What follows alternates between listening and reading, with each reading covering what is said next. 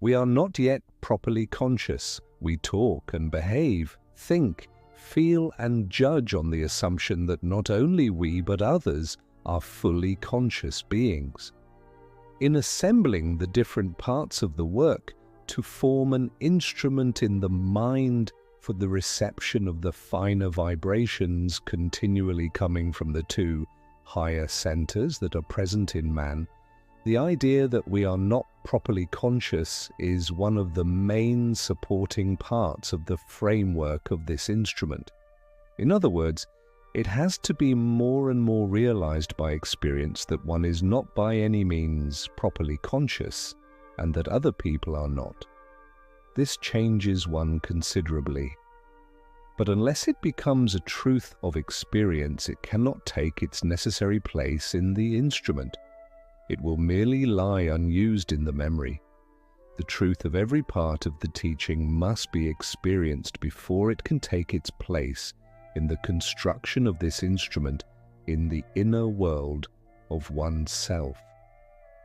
Fortunately for us, the ideas of this teaching have an affinity for one another, and once the preliminary underlying barriers of denial give way and reform at a deeper level, they tend to begin to fit themselves where they belong as best they can in the small space thus made vacant.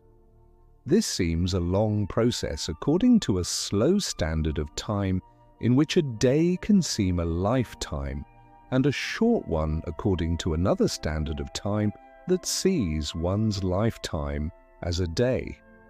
Now there are three directions in which an increase of consciousness can be made by means of untensed, unhurried efforts. The first leads to an increase of consciousness of oneself. The second leads to an increase of consciousness of others. The third leads to an increase of consciousness of life. In the recent commentaries, we have spoken chiefly about an increase of consciousness of oneself, through which another sense of oneself is imperceptibly brought about with great relief, for no one can gain any inner peace and escape from incessant nervous agitations as long as his feeling of himself, or her feeling of herself, remains what it is. Now an increase of consciousness of oneself means more room in the inner world of oneself. But this broadening, this expansion of consciousness, can take place only at the expense of the usual feeling of oneself, which is connected with personality, and this usual feeling of oneself will fight to retain its power, just as any tyrant fights to retain his power. The trouble is that one does not see it in this way. We think that myself is I, and even say I myself.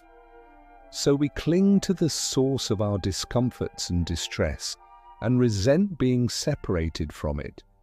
Yes, we even cling to all the bitterness, anger, and hate in ourselves, never becoming conscious enough to see that we must work on ourselves while we are in the way, or else, whether in recurrence or whatever other afterlife one comes into, things will become worse. Now, increasing the consciousness of oneself is, I believe, the only form of work on oneself that can eventually take away this bitterness, anger, or hate, and many other things. Why? Because it will change the feeling of oneself. But why should that take away bitterness, anger, or hate? Because they are caused and kept alive exactly by your present feeling of yourself. In the last paper, we touched on one method of increasing consciousness of oneself by trying to see the kind of person one was at different periods of the past, and so all through one's life, instead of merely trying to remember distant scenes or people.